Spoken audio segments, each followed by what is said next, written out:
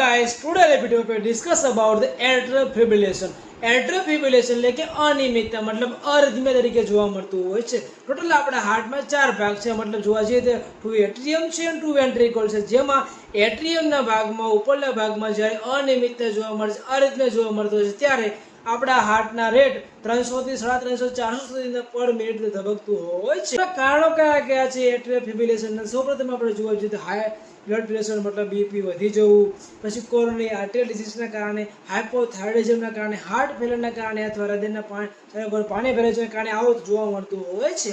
તો લક્ષણો કયા કયા? સૌપ્રથમ લક્ષણો જોવા જઈએ ત્યારે પાલ્પિટેશન એટલે કે ખૂબ જ પરસેવો થવો, ગભરામણ જવું, ચક્કર આવી જવા, બેભાન જેવી પરિસ્થિતિ થઈ જતી હોય, શોર્ટનેસ ઓફ બ્રેથ મતલબ ખૂબ જ પરસેવો વળવો, હાર્ટ ફેલરના લક્ષણો જોવા મળતા હોય છે. જો તમને આ સિમ્પટમ લાગે તો નજીકના ફિઝિશિયનનો કોન્ટેક્ટ કરવો જોઈએ અને પૂરતી સારવાર લેવી જોઈએ. જો સારવાર લેવામાં ના આવે તો ઇન ફ્યુચર સ્ટ્રોક પણ આવી શકે છે. જો વિડીયો ગમ્યો હોય તો લાઈક કરવાનું ભૂલતા નહીં. Thank you so much.